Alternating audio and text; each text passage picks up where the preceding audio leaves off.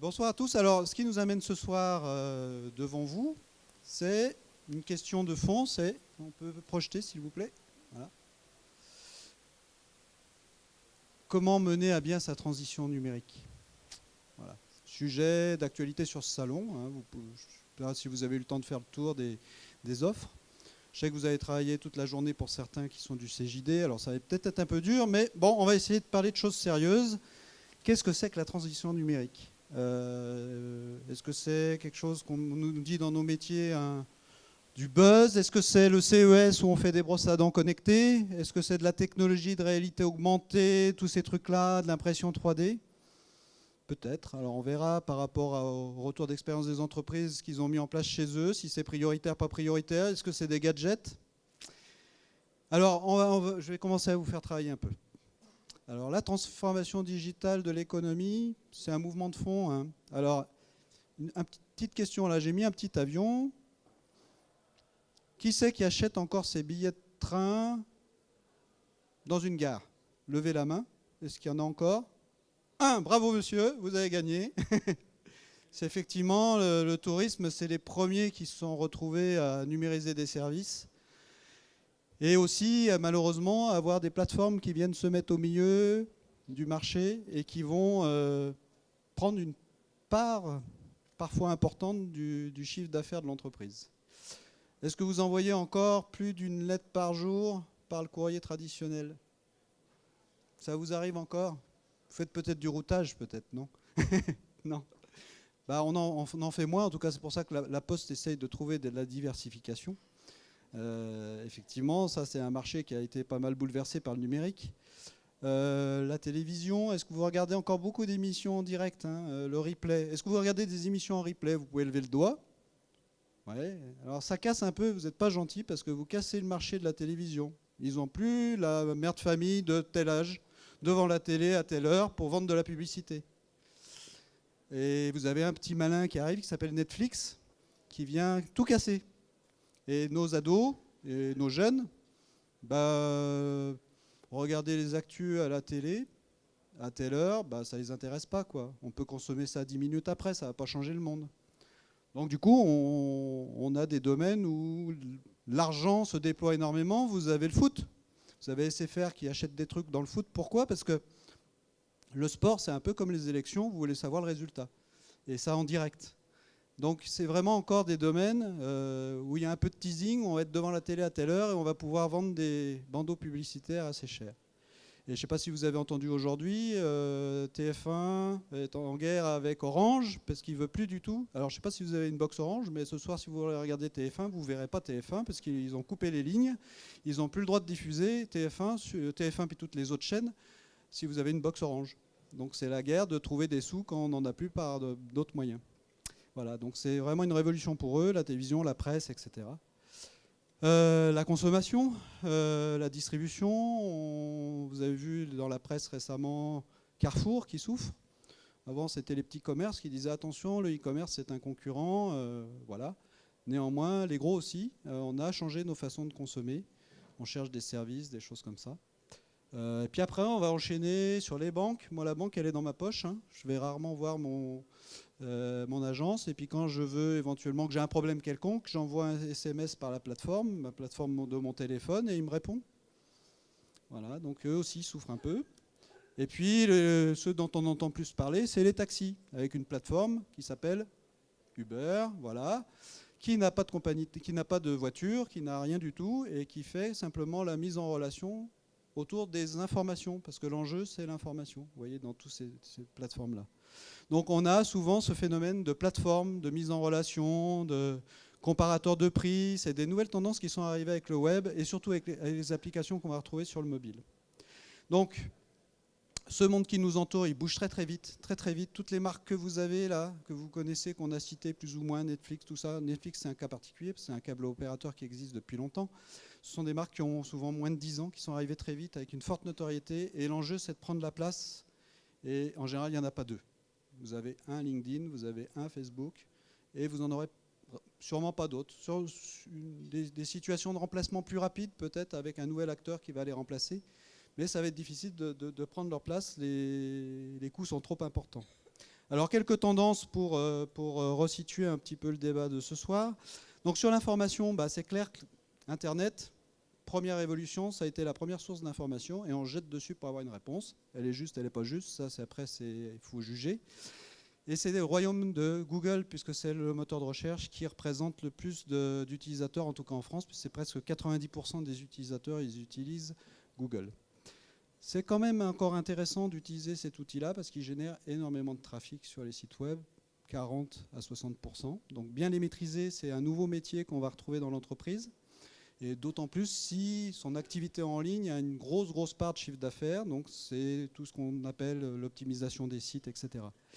De plus, il est de plus en plus malin, c'est-à-dire qu'il va vous répondre d'une manière plus individualisée, plus géolocalisée. Et puis, on parle maintenant de recherche universelle, c'est-à-dire qu'il ne se contente plus des pages web. Il y a la vidéo, il y a les images et il y a plein d'autres choses. Donc, il est vraiment multi-support, individualisant, on va dire. C'est-à-dire que vous répondez, si vous êtes connecté avec votre compte Google, il sait ce que vous faites et il va vous amener des choses qui ne seront pas la même chose si vous êtes ailleurs, dans une autre ville ou avec un autre navigateur. Donc ça, c'est première chose, première révolution. Deuxième révolution, bah, ça a été le e-commerce, nouvelle pratique de consommation en général. On voit bien que c'est la révolution, on est à la recherche de services, le click and collect, la livraison à domicile. Maintenant, le e-commerce, c'est quelque chose d'acquis. La seule différence qu'on verra tout à l'heure, c'est le côté mobile. Par contre, on a des clients qui sont très informés, de moins en moins fidèles, très convoités, l'emailing, très sollicités, avec des choses qui vous suivent. Et donc, il va falloir bien les connaître. Et ça, c'est aussi des nouvelles choses qu'on n'avait pas jusqu'à présent dans ces entreprises. Tout ce qui concerne la CRM, la gestion de la relation client, la connaissance fine du client. On va peut-être aller chercher des données massives qu'on va retrouver ailleurs pour les comparer, etc. Et donc, un client qui est à la recherche de services, de logistique, et puis de ce qu'on appelle l'omnicanal. J'achète à un endroit en ligne, mais je vais aller chercher dans le magasin, etc. Donc des systèmes d'information qui, derrière, doivent s'appuyer sur des choses qui sont assez complexes et qui demandent à faire communiquer le monde du web avec le monde de la gestion. Et ce sont des choses qui sont assez complexes. Troisième point, je dirais, plateforme d'intermédiation. Donc on pourra en parler tout à l'heure parce que les marketplaces, c'est des outils que vous utilisez, donc on pourra en parler tout à l'heure. Est-ce que c'est un concurrent ou un partenaire? Voilà, on peut se poser des questions. Ce qui est clair, c'est que dans les pratiques du e-commerce, vous avez de plus en plus d'applications mobiles. Sur Amazon, je crois que c'est pour le Black Friday, la majorité des commandes étaient faites sur mobile. Donc aussi des questions pour une entreprise de se dire est-ce que mon site il est adapté pour les mobiles, voilà. Et parfois, on a des marques qui datent de moins de 10 ans et des gens qui changent de métier. Et ils viennent s'interposer dans la chaîne de valeur qu'on avait l'habitude d'avoir. Et vous voyez, par exemple, on a des gens qui apparaissent soudainement, comme Le Bon Coin, qui s'est mis sur le marché de l'emploi, alors que ce n'est pas son métier de base. Par contre, il a une audience, des clients et des possibilités de changer, d'innover avec le numérique, d'aller chercher des parts de marché sur des domaines qui n'étaient pas son fonds de commerce initial. Et puis un autre domaine qui se développe aussi, c'est tout ce qui est le monde du partage, partager des choses. Donc on va retrouver des plateformes de prêt de matériel, de financement participatif. Tout ça, c'est quand même un peu une révolution par rapport à ce qu'on avait avant. Les médias sociaux, ça c'est un autre monde, le monde de Facebook, de LinkedIn. Ce qu'il faut savoir, c'est que votre information, c'est une richesse pour ces gens-là. Et quand on voit par exemple que LinkedIn a été racheté par Microsoft, quand vous faites le ratio entre le nombre d'utilisateurs qu'ils ont acheté et la somme qu'ils ont mis, votre profil LinkedIn vaut 40 €. Voilà, donc ça a quand même une matière intéressante. On va pouvoir en faire des usages. C'est existant, ils sont en place. Qu'est-ce que je peux en faire dans mon entreprise? Voilà, on peut se poser les questions, de se dire, voilà, est-ce que je veux m'en servir pour mieux connaître mes clients, fidéliser, etc. Donc ça, c'est des tendances. Et la dernière grande tendance qu'on va avoir, c'est nos jeunes qui vont arriver. Donc on a eu la génération, moi j'ai des enfants qui sont de la génération moteur de recherche. Voilà. Après vous avez des gens qui sont de la génération Facebook. Et là on a des générations qui sont encore différentes avec l'utilisation plus de l'image, de la vidéo. Et c'est des gens qui vont avoir l'habitude de ces outils-là, très mobiles. Ils sont nés avec un mobile dans la main. Et est-ce qu'on aura les mêmes outils dans nos entreprises pour les accueillir? Est-ce qu'on va encore les attirer? Est-ce qu'il va falloir changer nos façons de travailler? Ils ne sont peut-être pas à la recherche des mêmes choses. Le télétravail, des formes d'emploi un peu différents. Et donc, il va falloir préparer nos entreprises à la fois sur son comportement, son organisation, mais ses outils pour pouvoir les accueillir d'une manière efficace et les intéresser aussi. Voilà. Alors, le numérique, c'est pour améliorer, c'est pour innover, c'est le sujet de ce soir. Donc, ce que je vous propose, c'est de vous présenter les intervenants. On va commencer par Madame Delorme, puisque, voilà, on commence par les dames. Vous venez d'une entreprise très connue et plutôt gourmande. Voilà. Donc, je vais vous laisser présenter votre entreprise déjà pour commencer. Je pense que c'est allumé. Voilà. Je pense que c'est lui.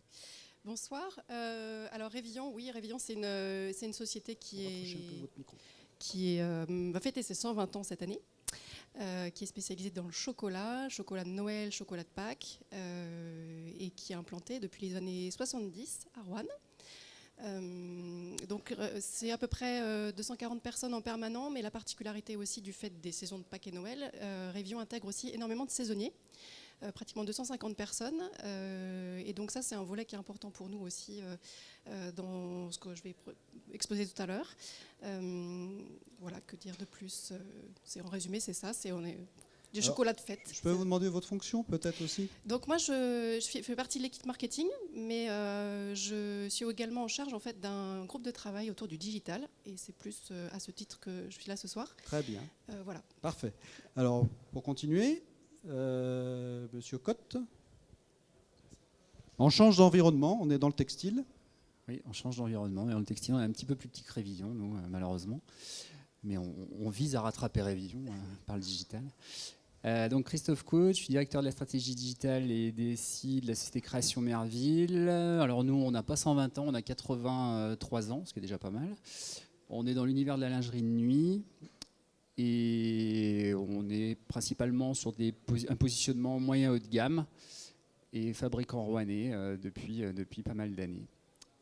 Voilà. Très bien. Donc pour commencer, pour lancer le débat, on va dire, on a parlé de transition digitale, transition numérique. Moi j'ai un autre terme qui me vient à la tête, c'est la transformation digitale. Alors c'est un terme qui est proche. Pour vous, est-ce que vous voyez une différence entre ces deux termes? Parce que c'est un grand débat d'idées souvent. Est-ce que c'est des choses différentes pour vous? Alors, c'est là où je vais vous faire travailler parce qu'en fait, j'ai une petite idée qui m'est passée par la tête, c'est de vous faire participer. Donc, voilà, vous avez ici un numéro de téléphone et rassurez-vous, je ne vais pas vous prendre de l'argent, c'est un numéro qui est gratuit.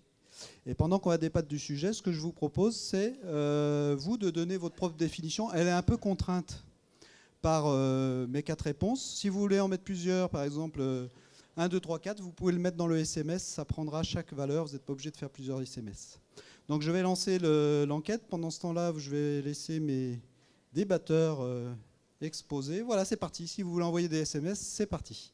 Donc pour vous, là, on va commencer par qui veut. Transformation, transition, vous voyez une différence? Je peux proposer aussi révolution. On a aussi, très bien. C'est le troisième terme qui est utilisé. Je l'ai moins vu, hein, c'est moins documenté. Ah, je n'ai pas les mêmes stats. Je n'ai pas les stats. Après, la nuance, c'est un peu effectivement le degré qu'on peut mettre dans les changements. Pour moi, la transition, c'est une évolution, c'est utiliser le digital pour faire mieux peut-être que ce qu'on fait aujourd'hui. Transformation, donc la performance, les choses comme ça. La performance, l'agilité, l'efficacité. Et la transformation, c'est peut-être regarder autrement son business, son environnement. On est plus dans l'innovation. On est plus dans l'innovation. Ouais. Donc ça va plus loin. Pour moi, il y a des degrés en fait, et chacun peut être soit dans la transition ou de la transformation. D'accord, pas de problème. Et pour vous, en fait, dans votre activité, parce que ça fait longtemps que vous avez lancé une démarche, donc. Oui.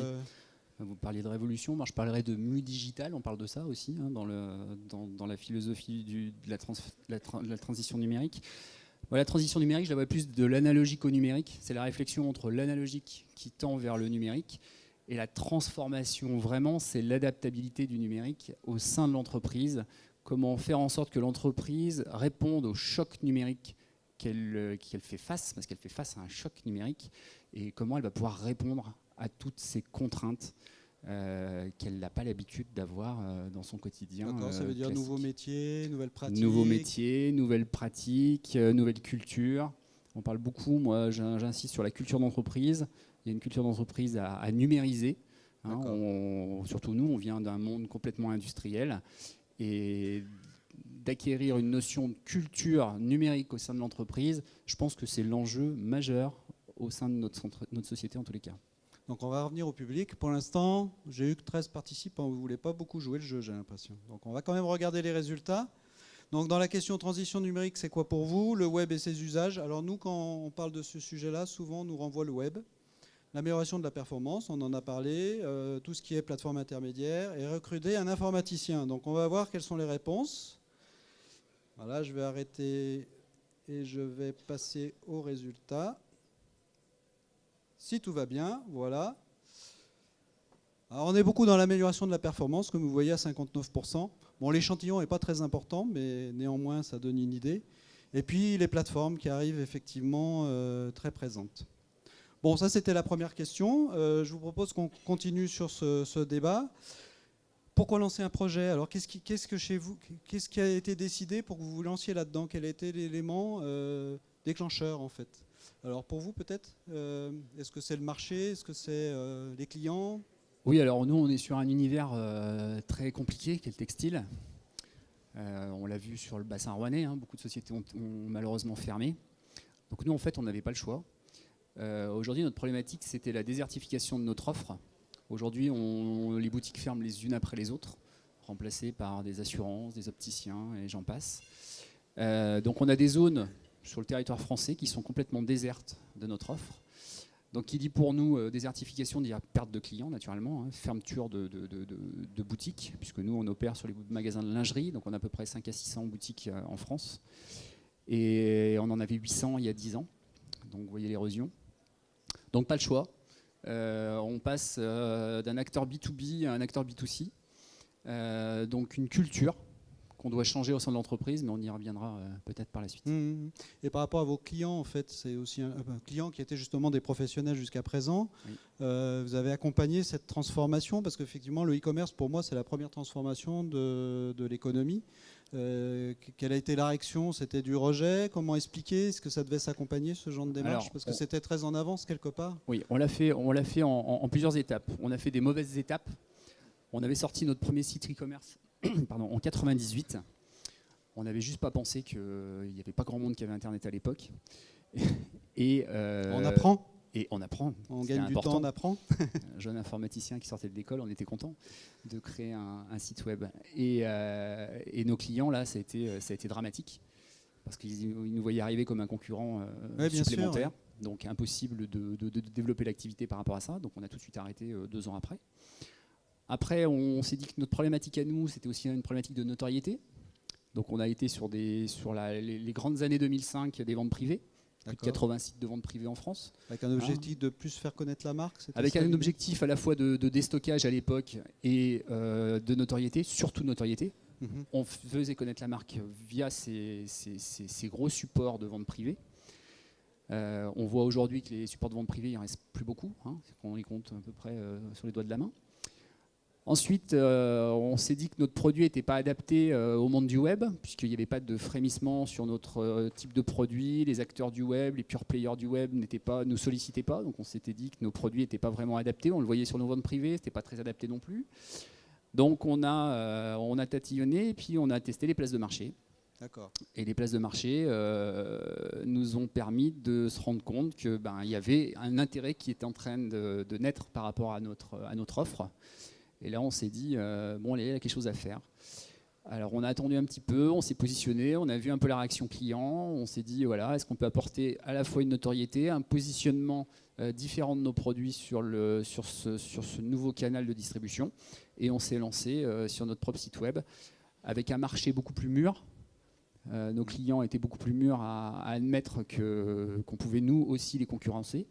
Mais on le fait dans quelque chose d'un peu intelligible, entre guillemets. On évite de les concurrencer sur des prix, on essaie d'être cohérent au niveau de la tarification, au niveau des politiques commerciales qu'on peut avoir.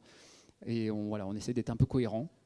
On leur apporte aussi de la visibilité s'ils ont besoin. En parallèle à ça, on a créé il y a une dizaine d'années le pack numérique pour nos clients. C'est-à-dire qu'à nos clients, on leur fournit toute l'information numérique qu'ils ont besoin, les visuels, des fichiers d'exportation, des supports, les bannières à l'époque où c'était la très tendance. Donc on leur fournit de l'information. Donc s'ils veulent développer leur activité numérique, on les aide à développer leur activité numérique. On peut même les conseiller par rapport à ça, s'ils ont des besoins, s'ils en font la demande. Donc on leur offre un service. Et en parallèle à ça, on leur dit, bah voyez, on vous a offert tout ça, mais nous, il faut qu'on y aille aussi, parce que c'est la vie de l'entreprise, c'est primordial pour nous, sinon on ne pourra pas survivre dans les années futures. Donc on leur propose de les aider d'un côté, et puis on essaye de développer notre propre activité de l'autre, sachant que l'érosion a fait qu'on était obligé de passer par ce secteur. Donc une notion de contrainte, mais pris à temps pour que ça soit finalement en avance de phase. Par étapes. On l'a fait vraiment par étapes. Et ce qui fait que voilà, on n'a pas de réaction négative des clients aujourd'hui. On peut en avoir certains qui se positionnent différemment. Il faut savoir qu'il y a encore 5 à 6 ans de ça, on n'avait pas de clients web. Aujourd'hui, nos plus gros clients, c'est des clients Internet. Donc on verra ce que ça a changé pour vous tout à l'heure. Alors pour vous, ce n'est pas un problème de marché, je pense. C'était plutôt d'autres problématiques et peut-être d'autres décisions qui ont amené à lancer le projet. Enfin, les projets, vous allez expliquer ce que vous avez fait, parce que finalement, on n'a pas été super précis sur ce que vous aviez fait. Vous avez parlé de fluctuation du nombre de salariés, de choses comme ça. Donc, Oui, alors c'est un projet qui est beaucoup plus récent que vous et qui démarre donc dans l'entreprise. C'est un peu une conjonction entre des opportunités et des contraintes. On a un système d'information qui nécessitait d'être évolué, donc tout ça a été construit. Maintenant, le système ne fonctionne pas tout seul. Il faut aussi que les gens soient participants et on a maintenant des outils aussi pour mieux collaborer. Donc c'est à la fois de se dire on peut gagner en efficacité avec un nouveau système, mais il faut aussi que les gens soient partie prenante et n'aient pas peur de ces nouveaux systèmes et se les approprient. Donc c'est plus, en fait, le chantier, il va être plus sur accompagner le changement. Et voilà, c'est plus comme ça qu'on l'a pris. Donc à la fois des contraintes internes sur un système d'information à l'amélioration plutôt. Et en même temps des opportunités de changement, d'accompagner ce changement. Et puis bien sûr des opportunités aussi nouvelles en termes de communication, puisque le digital nous permet d'aller beaucoup plus de manière ciblée et de couvrir des nouvelles. C'est aussi des opportunités en termes de communication. Je comprends tout à fait. Alors, on va voir ce que pense la salle. Qu'est-ce qui est le déclencheur, la raison de lancer un projet numérique? Alors peu de participants, 22, je suis un peu déçu parce que vous êtes nombreux dans la salle quand même. Ça progresse, ça progresse. Alors, pour moderniser l'entreprise, ça peut être ça, effectivement, indispensable. Recruter des jeunes, ce n'était pas forcément l'axe principal. Et des demandes des clients. Souvent, quand les demandes des clients sont présentes, c'est vécu parfois comme un peu une contrainte. On y va dans la contrainte, on a moins de choix, souvent. Effectivement, moderniser l'organisation. Le numérique est quelque chose sur lequel on voit beaucoup de communication, en fait. On a des entreprises qui innovent sur des projets qui peut-être n'iront pas jusqu'au bout de la réalisation, mais qui sont un objet de communication assez intéressant. Et du coup, comme les journalistes sont intéressés par ça, c'est aussi un moyen de rebondir sur la marque. Ça peut être aussi un moyen de faire venir des gens curieux et qui sont potentiellement des journalistes dans votre entreprise. Alors ensuite, donc vous avez lancé des projets, on a dit qu'effectivement, ce n'était pas que de la technique, qu'il y avait des changements. C'est souvent transversal. Alors pour vous, qu'est-ce que ça a changé au niveau de votre organisation commerciale quelque part? Parce que du coup, vous aviez des commerciaux qui s'adressaient à des professionnels. Là, finalement, vous avez des clients finaux qui sont des particuliers. Donc il a fallu changer de comportement, d'habitude. Vous n'aviez plus le même type de logistique. Qu'est-ce que ça a changé chez vous? C'était assez important à mon avis. Oui, alors nous, la problématique, c'était la culture de l'entreprise surtout. Il a fallu qu'on adapte, qu'on devienne... on est des industriels, nous, à la base. Donc, d'industriels, il a fallu qu'on passe commerçant, de B2B à B2C. Donc, ça change tout, en fait. Ça change la logique commerciale, ça change le service, ça change la logistique. Donc, on a adapté tout ça. On a essayé de faire en sorte d'avoir on n'a pas révolutionné l'interne de l'entreprise parce que, malheureusement, on ne le pouvait pas. On n'avait pas assez d'effectifs pour ça. Donc, on a quand même renforcé l'effectif avec... une personne supplémentaire sur le projet. Ça, c'est indispensable. D'avoir quelqu'un en interne, déjà, qui maîtrise le sujet et quelqu'un qui puisse épauler la transformation, ça c'était primordial. Faire accompagner, quoi. C'est accompagner, mais au-delà de l'accompagnement, Ouais. c'est vraiment de travailler sur de l'opérationnel D'accord. au sein de l'entreprise. Ça, c'est un peu la clé d'ailleurs du système, c'est d'avoir quelqu'un en interne qui maîtrise le sujet et qui porte la transformation digitale. Donc Alors, nous, c'est un profil de quel type alors à terme de... Alors ça peut être n'importe quoi comme profil. Voilà, c'est pas forcément un informaticien, C'est- peut-être surtout pas. C'est Peut-être. surtout pas un informaticien, j'ai envie de dire. Alors celui qui porte Non, le je projet, suis méchant moi, parce que je crois que vous avez des fortes connaissances dans ce domaine-là. Oui, je suis informaticien. Non, mais il faut que la personne qui porte le projet ait vraiment des connaissances techniques. Donc je pense qu'un informaticien, c'est mieux. Ça peut être une personne du marketing, c'est bien aussi. Mais il faut quelqu'un qui maîtrise le sujet. Et on ne peut pas piocher dans l'entreprise quelqu'un comme ça s'il n'a pas les compétences. C'est mon avis. Après, se faire aider par des personnes internes qui maîtrisent le sujet qui ont envie d'avancer sur le sujet. Parce que la problématique, c'est la culture de l'entreprise. On passe d'une culture d'industriel à une culture de commerçant et à une culture de commerçant numérique. Et ça sert complètement c'est une orientation qui n'est pas logique pour l'entreprise. Donc il faut l'adapter. Quand un client vous appelle aujourd'hui qui ne sait pas comment fonctionne le tunnel d'achat, on n'a pas l'habitude de ça. Oui, bien sûr. Donc il faut former les gens, il faut expliquer aux gens, il faut prouver aux gens que c'est un système qui peut fonctionner, où ça peut générer du chiffre d'affaires. Donc c'est qu'il faut avoir, faut convaincre, même en interne. Il faut convaincre. Un projet, une transformation digitale au sein de l'entreprise, dans le cadre où on l'a mené nous, de B2B vers B2C, il faut convaincre. C'est essentiel. Et il n'y a pas 50 solutions pour convaincre, c'est le chiffre d'affaires. Donc si vous générez du chiffre, vous générez des personnes convaincues. Et donc ça, c'est important. Il faut transformer le chiffre d'affaires en personnes convaincues au sein de l'entreprise. C'est stratégique. Et après, oui, bien sûr, la logistique qui doit s'adapter à ça, les moyens logistiques aussi qui doivent s'adapter à cette situation. Donc nous, on a adapté tous ces secteurs-là, même au niveau de la comptabilité. Il faut adapter l'ensemble de l'entreprise, d'industriel à commerçant. Et tout en gardant une partie industrielle, tout en gardant l'ensemble de la partie industrielle. Oui, et il faut implémenter au sein de la partie industrielle la partie commerçant, sans déstructurer la partie industrielle. Et ça donne lieu à plutôt de la conversion de personnes ou du recrutement, des choses comme ça? Comment vous avez géré cette partie-là? Pour nous, ça a donné de la conversion de personnes, à aussi, je vous expliquais tout à l'heure, à prendre une assistante interne qui soit là pour gérer le projet, pour porter le projet, parce que nous, le problème, on a tendance à s'enliser dans notre travail quotidien, dans notre problématique quotidienne, et il ne faut pas que ça empiète sur le projet, parce que malheureusement, les projets marketing ou les projets digitaux dans les entreprises, c'est encore des projets qui sont un petit peu à la traîne et un petit peu sur le côté de la stratégie. Donc moi, ce que j'essaye de faire au sein de l'entreprise, c'est de remettre cette stratégie au centre de notre stratégie commerciale. Et ça, c'est pas forcément évident sur des entreprises, notamment comme les nôtres, où on a 83 ans d'existence ou 120 ans d'existence. Et ça, c'est pas simple.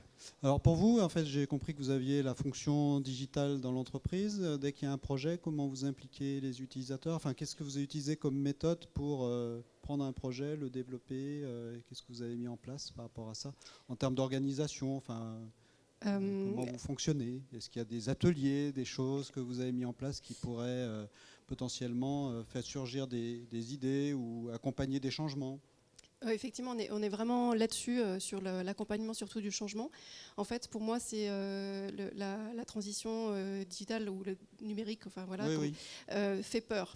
Elle fait peur parce que c'est tellement vaste que tout un chacun ne sait pas forcément la résumer, et surtout on retire le négatif parce que c'est les robots vont venir nous piquer notre boulot. Voilà, si on doit résumer, il y a beaucoup d'inquiétudes par rapport à ça. Concrètement, je disais tout à l'heure, on a tout un volet de personnes qui sont en saison chez nous, donc du coup forcément des personnes d'autant plus sensibles à ce type de sujet, et donc c'est un enjeu pour nous tous les ans de les former, mais aussi donc, par rapport à la transition digitale, elles peuvent être inquiètes de se dire si Revillon va vers ça, qu'est-ce que ça veut dire pour moi?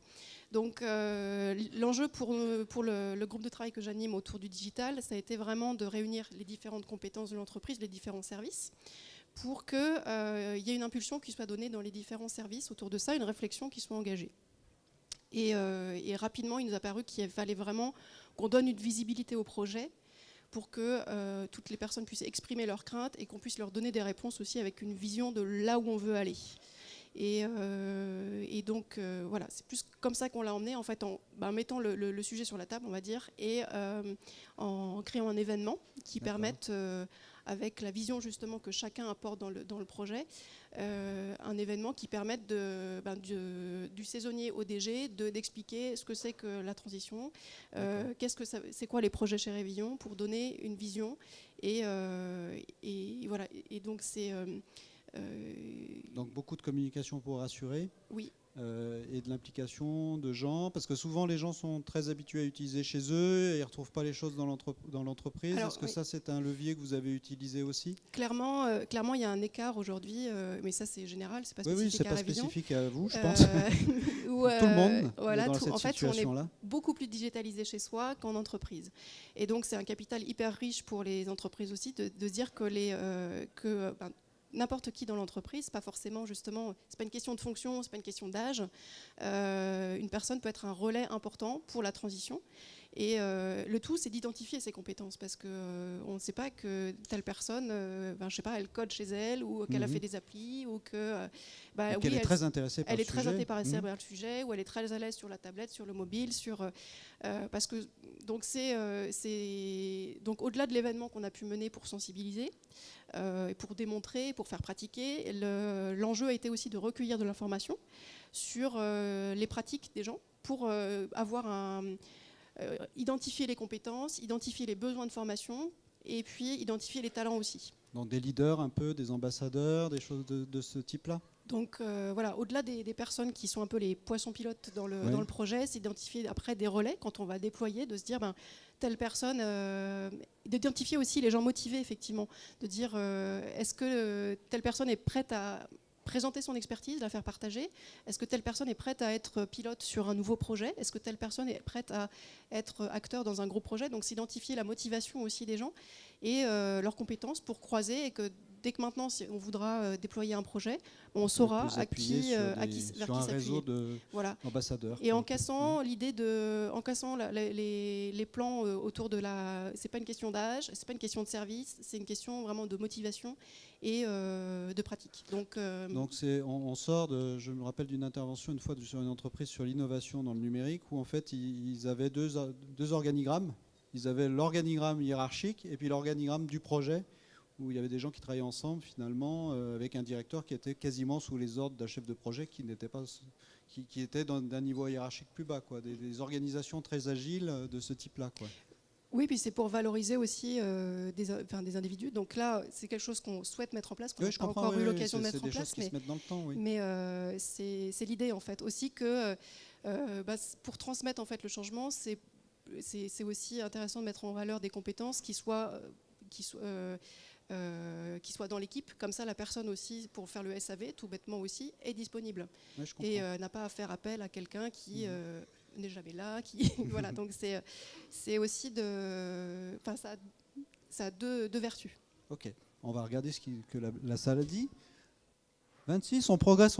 Je vois que les stats augmentent. Alors pour réussir un projet en entreprise, il faut, alors je permettais plusieurs réponses, avoir une compétence en développement informatique. On a vu que là, finalement, ce n'était pas en développement pour l'instant. On va bien voir les résultats. Bien connaître les usages, c'est un peu ça. Des usages peut-être grand public.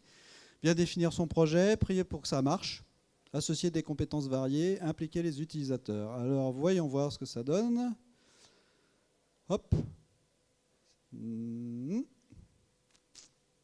Bien définir son projet. Donc, la notion de cahier des charges pour suivre des projets. Alors, votre réaction par rapport à ça, je ne sais pas, si vous voyez les résultats, avoir des compétences en développement informatique, vous qui avez de fortes compétences, ça vous a aidé? Pour bien sous-traiter, il faut connaître? Nous, oui, ça nous a aidé. Par contre, bien définir son projet, oui, je crois que j'aurais mis celui-ci en premier aussi. Bon, parfait. Parce que je pense que c'est important. Associer des compétences variées, effectivement. Impliquer les utilisateurs, 24%. C'est quand même un peu essentiel. Impliquer les utilisateurs, je parlais de culture. Hein. Ouais, c'est ça. C'est ça, l'implication des utilisateurs. Hein. On ne peut pas réussir un projet tout seul. C'est ça. Il faut que l'entreprise adhère. Ouais. Il faut que tous les acteurs de l'entreprise adhèrent. Que ce soit la personne qui fasse le colis, qui va l'envoyer. Il faut vraiment qu'il y ait une adhésion par rapport à ça. Ok. Tout à fait. Pas de problème. Les freins, vous avez dit facteur humain, mais est-ce qu'il y a d'autres choses que vous avez identifiées qui pouvaient éventuellement... Alors le budget, souvent on dit, le budget, ah là là, j'ai pas de sous, j'ai pas le temps. Alors je suis pas trop d'accord moi sur le budget. Tout le monde parle de budget sur les projets numériques. Alors si on parle de projets numériques, d'objets connectés, ou de choses comme ça, oui, pas de problème là-dessus. Mais si je parle uniquement de plateformes de vente en ligne d'une manière classique, le budget n'est pas un frein. Ça ne peut pas être un frein, puisqu'il y a forcément une réussite derrière. S'il n'y a pas de réussite, c'est qu'il y a un petit souci quelque part et qu'on n'a pas justement bien identifié le projet, bien identifié les personnes qui vont le mener, et on n'a pas réussi à faire sa transformation digitale d'une manière efficace. Sinon, pour moi, le budget n'est pas un frein. Après, l'investissement qu'on va mettre dessus pour des évolutions futures, oui, ça peut être un frein. Mais la mise en place de départ d'un projet B2C, B2B, de site web ou autre, ou de place de marché ou je ne sais trop quoi, le budget, non, pour moi, c'est pas un frein. Par contre, la culture, oui, ça peut être un frein. Et c'est là-dessus que j'insiste, de s'entourer de bonnes personnes, d'identifier les compétences internes. Vous parlez chez Révillon, c'est ce que vous aviez imaginé, oui, bien sûr. D'identifier les compétences internes, notamment sur les réseaux sociaux. Aujourd'hui, il y a des gens bien plus efficaces des fois que nous sur ces sujets-là, qui sont non-stop chez eux sur les réseaux sociaux. Alors pourquoi pas les utiliser, pourquoi pas leur demander de participer à tout ça, ça peut être intéressant. Voilà, moi les principaux freins, je les vois plutôt sur la culture, la migration du monde industriel au monde commercial. Par contre, sur l'e-commerce, ça devient de plus en plus pointu. Est-ce qu'il y a des fois où vous êtes en limite de compétences, vous êtes obligé de sous-traiter tout en ayant compris comment ça marchait? Parce que oui, gérer des flux, analyser son trafic, etc., ouais, c'est quelque chose qui devient de plus en plus complexe. Attribuer des ventes. C'est pour ça que je disais tout à l'heure, moi je pense qu'il faut avoir une compétence interne, un référent interne pour ça, voire plusieurs référents internes, ça dépend de la taille de l'entreprise. Bon, nous on est une petite société d'une quinzaine de personnes, donc avoir au moins un référent interne par rapport à ça, avoir des personnes qui comprennent sur ce dont on parle au sein de l'entreprise, donc ça c'est important, et après de sous-traiter les éléments stratégiques, notamment on parlait de SEO, de SIA, de toutes ces choses-là. Donc nous par exemple on a sous-traité le SEO, il y a des SEO qui doit être quelque part sur le salon ou dans la salle, avec Frédéric, qu'on a réussi à faire une vraie transmission d'informations pour qu'ils puissent bien comprendre les enjeux qu'on voulait, qu'on avait, et qui travaillent avec nous de manière très efficace. Donc ça, oui, on maîtrise le sujet, mais on n'a pas ni les compétences ni les moyens pour ni le faire, les moyens pour humains pour pouvoir l'intégrer. Donc ça, oui, il faut sous-traiter certaines choses, mais je pense qu'il faut quand même maîtriser un maximum le sujet en interne. Il ne faut pas tout sous-traiter. Il faut faire développer le site avec un partenaire sur lequel on a confiance, dans lequel on a bien le terme de partenaire et non pas de SS2I. On parle de partenaire. Et puis après, derrière, faire de la sous-traitance ou du transfert de compétences sur certaines données. D'accord. Et pour vous, je suppose que vous pratiquez de la même façon. Il y a des choses que vous avez intégrées, vous avez déjà des compétences internes, il y a peut-être des formations, enfin, il y a peut-être une dynamique qui a été mise en place par rapport à ces freins-là. Il y a toujours déjà, mais il y a la question bien sûr enfin, plus on rentre dans le sujet, plus on voit qu'il est complexe en fait. Ouais. C'est vraiment des sujets très techniques en fait. Enfin, si je parle que de la partie marketing, en fait, il y a un petit peu ce qu'on voit en surface, mais en fait derrière il y a énormément de choses. Vous avez cité différents volets, donc c'est effectivement le frein, ça peut être d'arriver à identifier de prioriser, je dirais, dans les chantiers, et d'identifier les compétences internes ou externes, du coup, pour chaque sujet. Chaque fonction, je pense que c'est ça, du coup, les difficultés pour moi principales. Oui, je comprends. Des problèmes de compétences et pas des problèmes forcément de budget, voilà. Qu'est-ce que je vous ai mis en lot? En haut, j'ai fait un petit sondage. Je ne l'ai pas lancé, donc on va le lancer tout de suite. Vous allez vite voter pour qu'on voit si vous voyez les freins, si on est en phase par rapport à ça, si vous voulez bien participer. Voilà, et puis on va continuer notre débat. Souvent, on se dit que ça ne va pas marcher. Est-ce que vous avez dans votre expérience des trucs qui vous ont surpris en fait? Parfois il y a des choses, on se dit ah ça ne marchera pas, je me suis mis sur une plateforme, j'y crois pas, puis finalement ça tourne bien. Est-ce que vous avez eu des surprises Vous avez fait des ventes privées, il y a des fois des gens qui sont déçus. Vous avez vu beaucoup de choses. Donc, est-ce qu'il y a des choses qui vous ont surpris? Je sais pas, l'achat sur mobile, des choses comme ça qui sont arrivées et que vous avez vu arriver comme ça en disant tiens, je ne m'attendais pas à ça. Oui, nous on avait une problématique, c'est qu'on savait à peu près qui étaient nos clients, mais nos clients web, on ne les connaissait pas. Donc on attendait beaucoup de data là-dessus. Notre principale problématique, c'était de la data. Sur 2017, de récupérer de la data. Maintenant, on sait qui ils sont. Et on sait qu'on avait orienté le développement du site sur de la technologie desktop classique. On n'était pas sur ce qu'on appelle le mobile first aujourd'hui. On développe d'abord un site pour le mobile et après pour l'écran, pour l'écran de PC classique ou autre. Et nous, on avait mis la méthode inverse. Et je me suis dit, c'est un pari. Est-ce que ça serait pas bien de faire du mobile first aujourd'hui? Et en fait, non. Donc voilà, la surprise, c'est que nos clients, c'est plus une clientèle derrière son ordinateur, derrière même un PC, plutôt moderne. Plutôt sur des technologies Google. Et voilà, ça c'est la data qui nous a permis de l'obtenir. Mais derrière, la bonne surprise, c'est que c'était le bon choix. Donc ça, c'était pas gagné d'avance. Oui, c'est vrai qu'on pourrait se dire produit grand public, le mobile, la oui, tablette. achat coup de cœur. Donc achat coup de cœur sur un mobile, sur une tablette, ça se tenait. Donc, mais on pensait que notre cible n'était pas dans cet univers-là. Et en effet, elle n'est pas dans cet univers-là. Donc c'est ce que les statistiques nous donnent. D'accord, très bien. Je voudrais juste rajouter une chose sur ce qu'on parlait tout à l'heure en général. Ce qu'il va falloir accepter au sein des entreprises, c'est d'être ce qu'on appelle le Google friendly. Là, il faut qu'on aime Google, il faut que Google nous aime. Ça fait partie, ça faut l'accepter.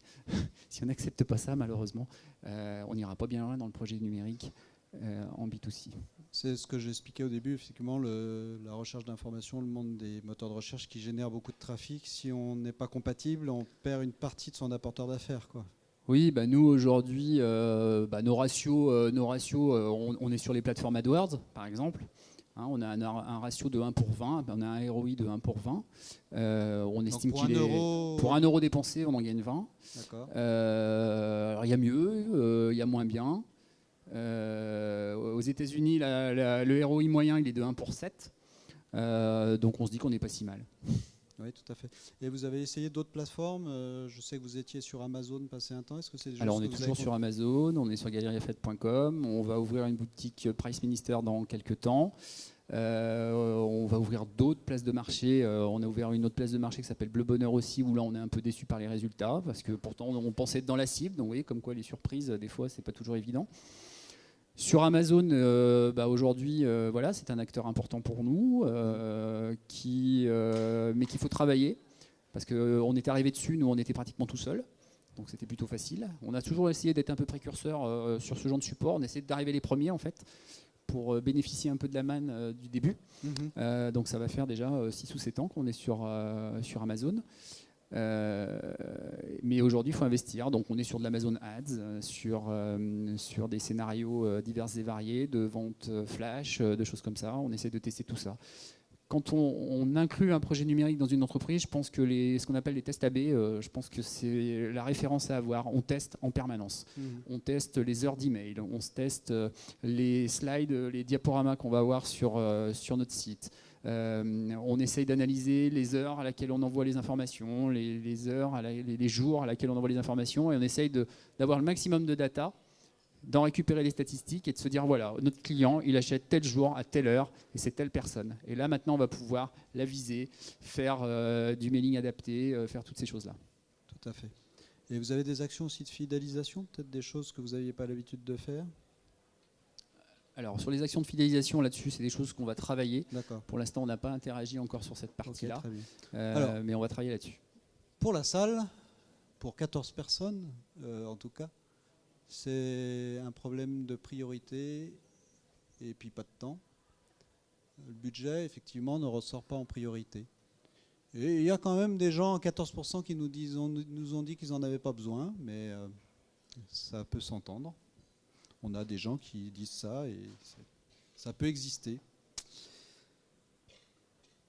Okay. Alors, pour conclure, parce que je pense qu'on va arriver à la conclusion avant les questions de la salle, est-ce qu'il y a des sujets qui vous semblent être possible de de traiter dans le futur.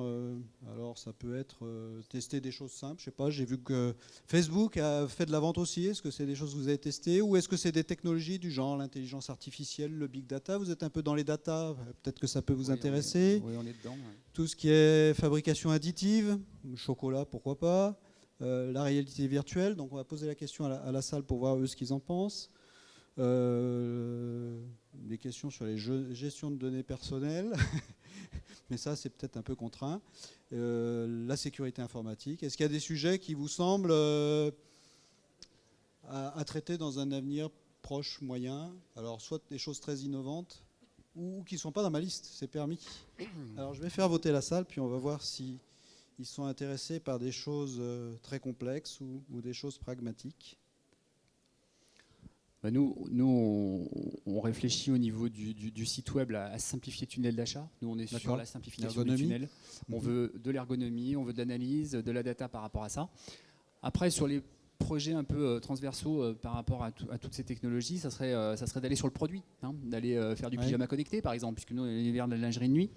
Donc le pyjama connecté, pourquoi pas? On a tous aujourd'hui le grand fléau, c'était les mal de dos il y a 10-15 ans. Aujourd'hui, c'est le mauvais sommeil. Donc on pourrait réagir là-dessus. On a déjà évoqué ce sujet-là au sein de l'entreprise, mais là c'est pareil. C'est quelque chose à porter. Oui, avec de la recherche et du développement. Avec la recherche, du développement. Donc là, par contre, on est sur des coûts beaucoup plus importants. Et la création d'autres marques, parce que l'avantage, vous, dans la filière, c'est que vous êtes fabricant par rapport à un distributeur qui serait un e-commerçant. Est-ce que ça vous a donné des idées de diversification avec votre savoir-faire de e-commerçant? Oui. Oui, on est sur deux axes aujourd'hui. On veut axer notre stratégie digitale sur le B2B.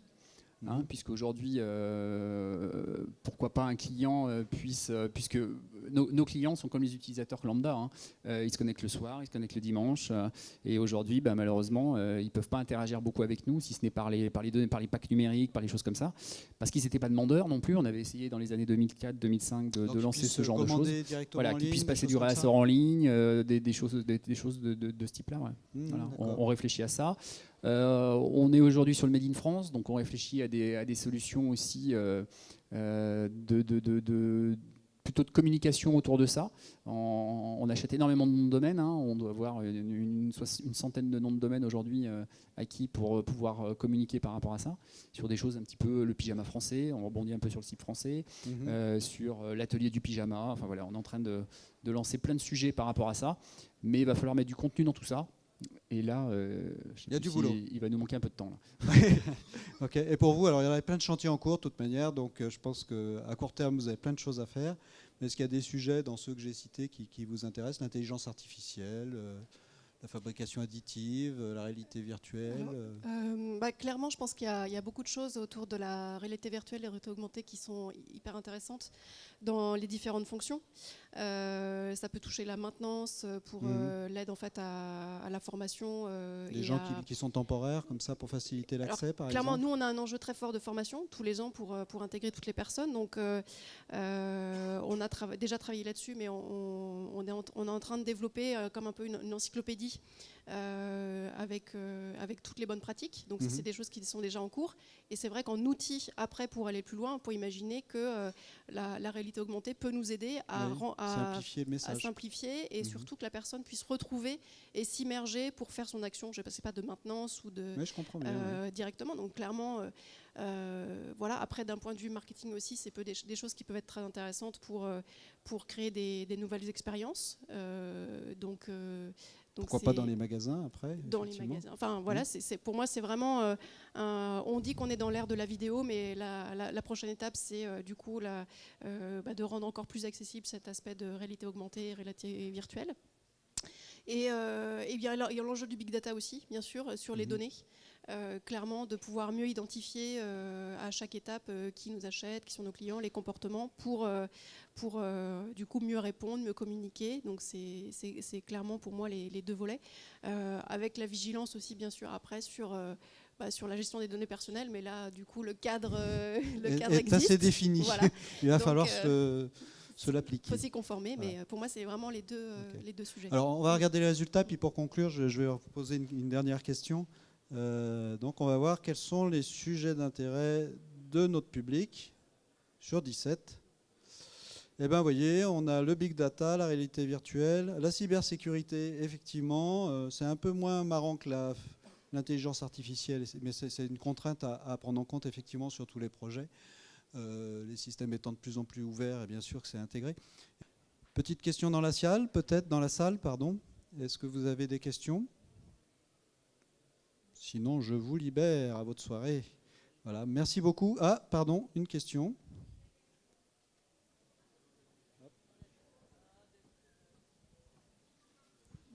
Bonsoir. Ma question se porte auprès de monsieur. Je n'ai pas noté le nom de votre entreprise, pardon. Vous avez historiquement une clientèle de distributeurs. Oui. Vous avez donc assumé le fait de vendre en ligne et de vous positionner comme des concurrents face à eux. Oui. Je suppose que lorsque vous avez vendu vos produits de manière historique auprès de ces gens-là, vous avez assuré des secteurs géographiques. Oui. Et je voudrais savoir s'il n'était pas imaginable de rémunérer vos distributeurs qui assurent la promotion de votre marque sur leur secteur géographique lorsque vous livrez des colis sur leur zone. Alors, on est en réflexion, nous, sur dans les sujets qu'il pourrait y avoir pour la suite dans notre projet, c'est l'omnicanalité. On parlait d'omnicanal tout à l'heure. C'est de se dire, est-ce qu'un client ne pourrait pas être omnicanal via une société comme la nôtre? Ça se passe dans les grandes maisons. Hein, vous achetez aujourd'hui un produit chez Etam et puis vous allez le chercher dans la boutique Etam. Donc on pourrait très bien imaginer ce genre de choses. Donc c'est pour ça que je parlais tout à l'heure de plateforme B2B. Moi je suis en train de réfléchir fortement à ça. Sur la plateforme B2B et que ça aille plus loin que ça, c'est-à-dire qu'on ait une interconnexion des stocks et que le client puisse commander et de l'omnicanalité avec une rémunération pour la boutique. Oui, naturellement. Nous, on ne laisse pas nos boutiques sur le côté. Hein. L'objectif, c'est vraiment... D'ailleurs, on a 2 sites. On a un site institutionnel aussi, où on a enlevé ça parce que c'était un peu compliqué, mais on faisait il y a quelques années, où on présentait les boutiques les unes après les autres. Il y avait la boutique du mois, on la présentait, on expliquait. On avait même l'ensemble de nos bases de données des boutiques présentées, si on voulait trouver la marque sur un certain secteur. Oui, c'est clair. Mais on ne peut pas laisser les boutiques sur le côté, c'est évident. Mais malheureusement, le web ne se limite pas à une zone géographique. Il est diffusé sur la totalité. Alors on le fait. Sur des campagnes, par exemple, on peut réduire la marge de manœuvre sur certaines zones, si on sait qu'on est fortement présent sur certaines zones, mais le site a vocation d'être universel. J'ai déjà vu des pratiques un peu comme ça, effectivement, dans une entreprise. L'idée, c'est d'amener dans le point de vente le consommateur. Oui. Ça facilite aussi les retours de produits, la reverse engineering, bien sûr. Reverse logistique, pardon.